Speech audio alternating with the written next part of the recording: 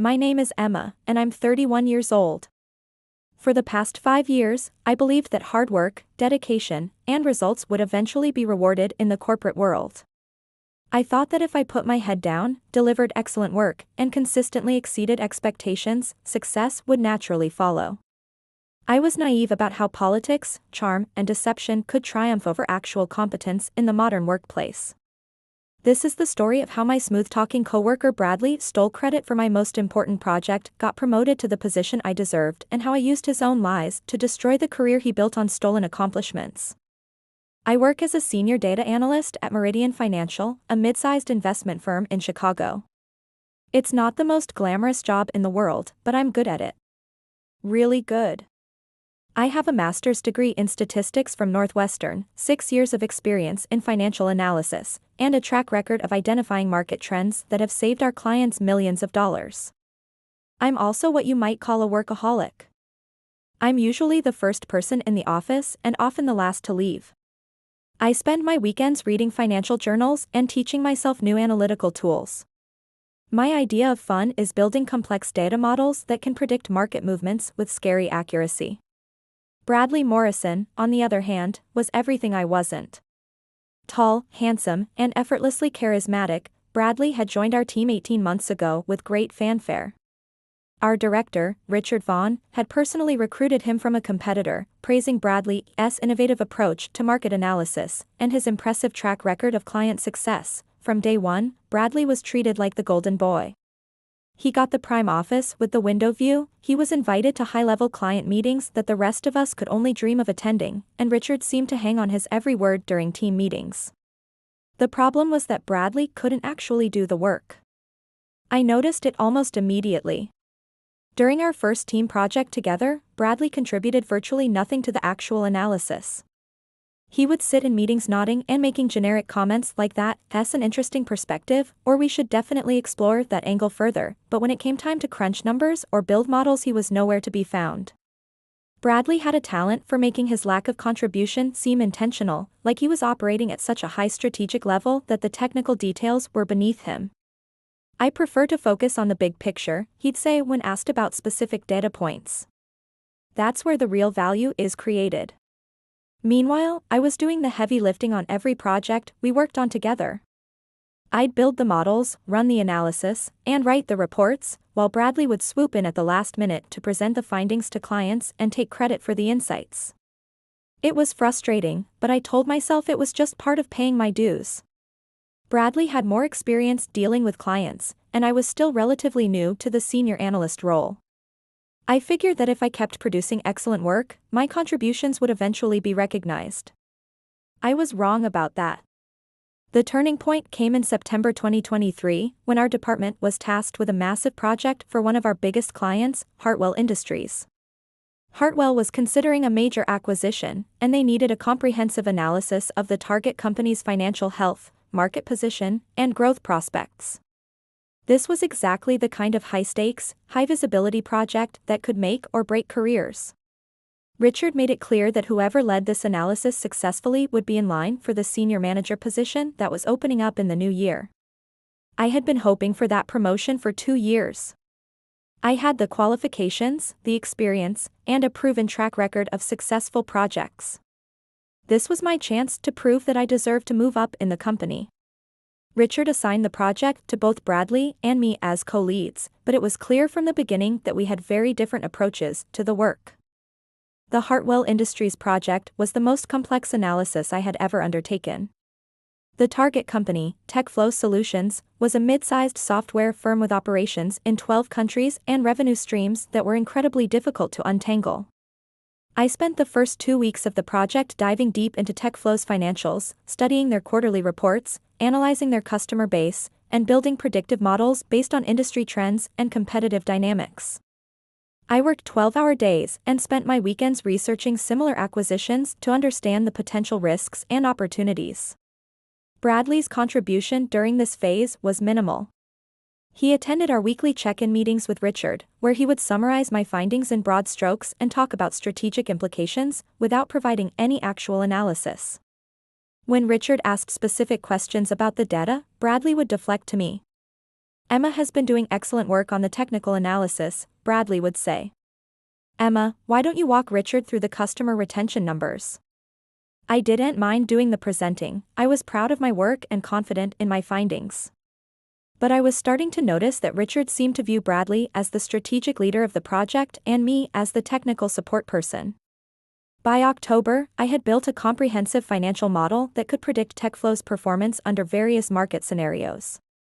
I had identified several red flags in their revenue recognition practices, uncovered some concerning trends in their customer acquisition costs, and developed a framework for valuing the acquisition that accounted for both the opportunities and the risks. It was, without false modesty, some of the best analytical work I had ever done. Bradley's reaction when I showed him the completed analysis was telling. He spent an hour going through my models, asking detailed questions about my methodology and taking extensive notes. At the time, I thought he was just trying to understand the work so he could help present it effectively. I realize now that he was studying my analysis so he could steal it. This is incredible work, Emma, Bradley told me after reviewing everything. You've really outdone yourself. I think we're ready to present this to Richard and then to the client. We should probably schedule a practice session first, I suggested. There are some complex technical aspects that might need clarification. Good idea. But I think for the client presentation, it might be better if I take the lead. You know how these executive meetings can be, they want to hear the big picture strategy, not get bogged down in technical details. This was Bradley's standard approach, minimize the technical work that I did, and position himself as the strategic visionary who could translate my analysis into business insights. Bradley, I think I should present the financial modeling section myself. I know the data better than anyone, and I can answer detailed questions if they come up. Of course, you'll be there to support with technical questions. But Emma, you have to understand that client presentations are as much about relationship building as they are about analysis. These executives want to feel confident that they're working with someone who understands their business challenges at a strategic level. Bradley's implication was clear. I was the technician who did the math, but he was the business leader who could actually talk to clients. I agreed to let Bradley lead the presentation, but I insisted that my role in developing the analysis be clearly acknowledged. Bradley assured me that my contributions would be recognized appropriately. That was the first of many promises he would break. The client presentation was scheduled for November 15th, and I spent the week before preparing detailed slides that explained our analysis and recommendations. I had built a compelling narrative around the data, highlighting the key risks and opportunities in clear, actionable terms. The night before the presentation, Bradley asked if he could review my slides one more time to make sure our messaging was aligned. I want to make sure we're telling a cohesive story, he said. Sometimes when you know the data as well as you do, it can be hard to distill it down to the key points that executives care about. I sent Bradley my complete slide deck, including speaker notes that explained the complex analytical work behind each recommendation. The next morning, I arrived at the conference room early to set up for our presentation. Bradley was already there, and he seemed nervous, more nervous than I had ever seen him. Are you okay? I asked. Just want to make sure we nail this, Bradley replied. This could be career-defining for both of us. When the Hartwell executives arrived, Bradley launched into the presentation with more confidence than I had expected. He walked through our analysis with impressive fluency, explaining the financial models and market dynamics with a level of detail that surprised me. But as the presentation continued, I began to realize what was happening. Bradley wasn't just presenting my analysis, he was presenting it as if he had developed it himself. As I dug into TechFlow's customer data, Bradley said, I discovered some concerning trends in their acquisition costs. He was describing work that I had done, research that I had conducted, insights that I had developed. The predictive model I built suggests that TechFlow's growth rate is likely to slow significantly over the next 2 years, Bradley continued, showing slides that displayed my financial projections. I kept waiting for Bradley to acknowledge my contributions, to mention that we had worked on this analysis together. But every insight, every recommendation, every piece of analytical work was presented as Bradley's own accomplishment. When one of the Hartwell executives asked a detailed question about our revenue projections, Bradley answered it perfectly, using the exact explanation I had written in my speaker notes. I sat there in stunned silence, watching my coworker steal credit for months of my work in real time. I wanted to speak up, to correct the record, but I was paralyzed by the audacity of what Bradley was doing. The presentation was a huge success. The Hartwell executives were impressed by the thoroughness of the analysis and the clarity of our recommendations. They praised Bradley's exceptional analytical skills and deep understanding of their industry. After the clients left, Richard pulled Bradley aside for a private conversation. Through the conference room's glass walls, I could see Richard shaking Bradley's hand and patting him on the back. When Bradley rejoined me, he was beaming. "That went better than I could have hoped," he said. "Richard is thrilled with our work." "Our work?" "Bradley, you just spent an hour presenting my analysis without mentioning my name once." Bradley's expression shifted slightly, but he maintained his confident demeanor. "Emma, you did excellent technical work, and I made sure to acknowledge that to Richard privately. But in client presentations, it's important to have a single voice telling the story. Too many presenters can confuse the message. You told them you built the financial models. You said you discovered the customer acquisition trends. You claimed credit for insights that took me weeks to develop. Emma, you're being overly sensitive. This was a team effort, and the client sees us as a unified team. Your contributions are valued, even if they weren't explicitly called out during the presentation." I couldn't believe what I was hearing. Bradley was trying to gaslight me into believing that stealing credit for my work was somehow normal business practice. "Bradley, I want to be clear about my contributions when we debrief with Richard." "Of course.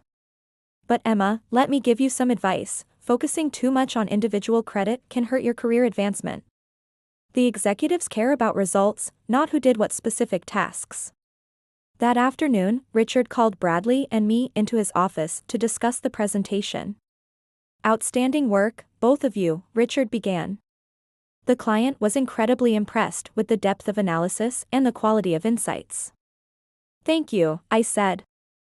"I'm glad the financial modeling approach worked well." "Bradley, your presentation was masterful," Richard continued, barely acknowledging my comment. "The way you walked through those complex financial projections was impressive. And the predictive modeling you developed is exactly the kind of innovative thinking we need more of." I looked at Bradley, expecting him to correct Richard's misunderstanding. Instead, Bradley just smiled modestly. "I'm glad the analysis resonated with them," Bradley said. "It was challenging work, but I think we really captured the key risks and opportunities."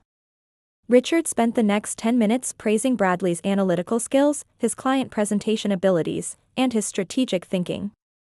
My contributions were mentioned only in passing, as excellent technical support. When we left Richard's office, I confronted Bradley directly. "You need to tell Richard who actually did the analysis. Emma, Richard knows you contributed to the project. He's not stupid. He thinks you built the financial models. He thinks you developed the predictive algorithms. He thinks you uncovered the customer acquisition trends. And what would be gained by getting into the weeds about who did what specific tasks? The project was successful, the client is happy, and we both benefit from that success. We don't both benefit equally if you're getting all the credit." Bradley stopped walking and turned to face me directly. "Emma, let me be blunt with you. You're a talented analyst, but you don't understand how this business works. Clients don't want to work with technicians, they want to work with leaders. I have the relationship skills and business acumen to manage high-level client engagements. You have technical skills that are valuable in a supporting role." "Supporting role?" "I did 90% of the work on this project. You did 90% of the data entry and number crunching. I provided the strategic vision and client management that turned your technical work into actual business value." I was so angry I could barely speak, but Bradley wasn't finished. "Emma, if you want to advance in this company, you need to learn to work as part of a team instead of worrying about individual recognition. The senior manager role requires someone who can lead client relationships and drive strategic initiatives. Focus on being the best analyst you can be, and let me handle the business leadership aspects." Bradley walked away, leaving me standing in the hallway, furious and humiliated. That evening, I started planning my revenge. I spent the weekend researching everything I could find about Bradley Morrison's background. If he was going to steal credit for my work and position himself as a strategic leader, I wanted to understand exactly what qualifications he actually had. What I discovered was shocking. I started with Bradley's LinkedIn profile, which painted an impressive picture of his career progression. According to his profile, Bradley had a master's in business administration from Wharton, 5 years of experience in investment banking at Goldman Sachs, and 2 years as a senior analyst at BlackRock before joining our company. But when I started digging deeper, the story began to fall apart. I called a friend of mine who works in HR at Goldman Sachs and asked her to verify Bradley's employment history. What she found was interesting. Bradley had indeed worked at Goldman, but not as an investment banker. He had been a junior administrative assistant in their corporate communications department for 18 months. The BlackRock story was even worse. According to my friend's research, Bradley had never worked at BlackRock at all. He had worked for a small asset management firm called Blackstone Capital Management, a completely different company that seemed designed to be confused with the much more prestigious BlackRock. But the most damaging discovery came when I looked into Bradley's educational background. Wharton has an online alumni directory, and Bradley Morrison was nowhere to be found. I called the admissions office directly and asked them to verify his degree. After some back and forth, they confirmed that no one by that name had graduated from their MBA program. I expanded my search to other business schools in the Philadelphia area. What I found was that Bradley had indeed attended graduate school in Pennsylvania, but not at Wharton. He had completed a 1-year certificate program in business administration at a small community college outside Philadelphia. Bradley Morrison had built his entire career on lies. His impressive resume was a carefully constructed fiction designed to make him seem more qualified and experienced than he actually was. He had inflated job titles, invented work experience at prestigious firms, and claimed a degree from one of the top business schools in the country. But I needed more evidence before I could expose him. I needed to understand how he had gotten away with these lies for so long, and I needed to document his pattern of taking credit for other people's work. I started reaching out to people who had worked with Bradley at our company, asking casual questions about their experiences collaborating with him. What I found was a consistent pattern of behavior. Sarah from the marketing team told me about a client proposal that Bradley had presented as his own work, even though she had written most of the content. I was annoyed at the time, Sarah said, but Bradley said it was better for client relationships if they had a single point of contact for communications. David from the risk management department described a similar experience with a regulatory compliance report. Bradley presented my analysis to the executive team and got all the credit. When I brought it up with him, he said that I had done good technical work but that he had provided the strategic framework that made it valuable. The more people I talked to, the clearer it became that stealing other people's work was Bradley's standard operating procedure. He was a parasite who had built his reputation by attaching himself to talented colleagues and claiming credit for their accomplishments. I also discovered that Bradley's supposed expertise in client relationship management was largely fictional. Several people mentioned that clients often asked to work directly with the analysts who had done the technical work, because Bradley couldn't answer detailed questions about the analysis he claimed to have performed. By December, I had assembled a comprehensive file on Bradley's deceptions. I had documentation of his fake educational credentials, his inflated work history, and multiple examples of him stealing credit from colleagues. But I needed one more piece of evidence to make my case airtight, proof that he had specifically stolen my work on the Hartwell project. Fortunately, I had been methodical about documenting my analysis as I developed it. I had always been careful about keeping detailed records of my work, but after Bradley's theft became clear, I realized how valuable that documentation would be. Every financial model I had built for the Hartwell analysis was saved with timestamps showing when I had created and modified the files. Every research note I had taken was dated and saved in my personal files. Every email I had sent to Bradley asking for his input or sharing my findings was archived in my sent folder. Most importantly, I had kept copies of all the early drafts of my analysis, showing the evolution of my thinking and the development of my insights over time. When I compared my original work files to the presentation slides that Bradley had used with the client, the theft was undeniable. Bradley had copied not just my conclusions, but my specific language, my data visualizations, and even my formatting choices. But the smoking gun came from an unexpected source, Bradley's own computer. In January, our IT department was upgrading everyone's laptops, and they asked us to back up our important files to the shared network drive before the transition. Bradley had asked me to help him with the backup process because he wasn't very technical. While helping Bradley transfer his files, I noticed something interesting in his project folder for the Hartwell analysis. The folder contained copies of my financial models, but the file properties showed that Bradley had never actually opened or modified them. He had simply copied my work and used it in his presentations without ever understanding how the models actually worked. Even more damaging, I found email drafts in Bradley's folder where he had been communicating with Richard about the project. In these drafts, Bradley consistently referred to my analysis and my financial models when discussing work that I had performed. One draft email was particularly revealing. "Richard, I've completed the comprehensive financial analysis of TechFlow Solutions. My predictive models suggest that the acquisition would be significantly riskier than initially anticipated.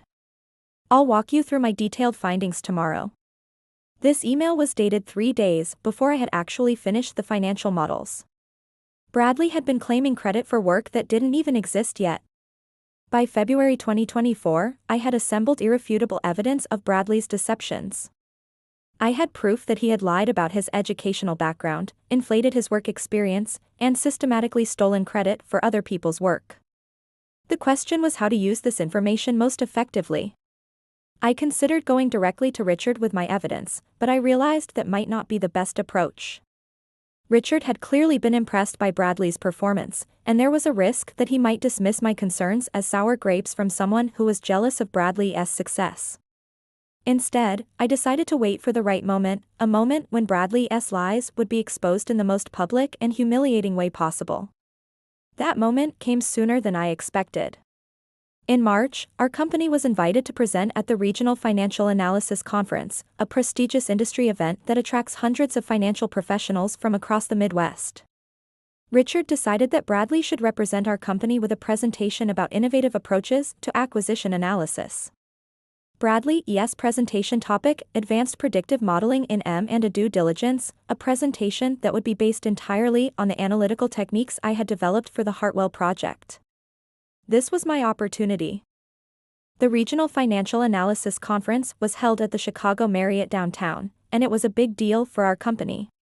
Richard had been bragging to other executives about Bradley's innovative analytical work, and there was significant pressure for Bradley to deliver an impressive presentation that would enhance our firm's reputation. Bradley spent weeks preparing for the conference, and he asked me to help him understand the technical aspects of the analysis he would be presenting. My analysis, of course. "Emma, I want to make sure I can handle any detailed questions about the modeling techniques," Bradley said. "Can you walk me through the mathematical foundations of the predictive algorithms?" I could barely contain my amusement. Bradley was asking me to teach him how to explain the work he claimed to have invented. "Of course," I said. "Let's schedule some time to review the technical details." Over the next 2 weeks, I gave Bradley what amounted to a private tutorial on my own analytical methods. I explained the statistical techniques I had used, the data sources I had consulted, and the theoretical framework that guided my approach. Bradley took extensive notes and recorded our sessions so he could review the material later. He was essentially creating a study guide that would help him impersonate me at the conference. Meanwhile, I was making my own preparations. I had registered for the conference as an attendee using my personal credit card to pay the registration fee. As far as Bradley and Richard knew, I would be back at the office working on other projects while Bradley represented our company. I had also reached out to several colleagues from my graduate program who would be attending the conference. Dr. Patricia Williams, my former statistics professor at Northwestern, was scheduled to present at the same session as Bradley. I had sent her a brief email asking if she'd be interested in seeing some innovative work that had emerged from her teachings. The morning of Bradley's presentation, I arrived at the conference venue early and took a seat in the back of the room. The session was well attended, with about 150 financial analysts, academics, and industry executives in the audience. Bradley's presentation was scheduled for 10:30 a.m., and he looked confident as he took the stage.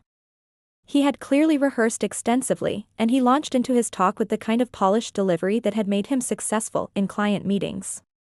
Good morning.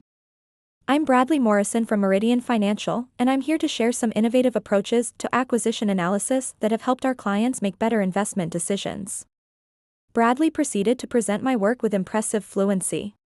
He explained the predictive modeling techniques, discussed the data integration challenges, and walked through case study examples using the Hartwell analysis. For the first 20 minutes, everything went smoothly.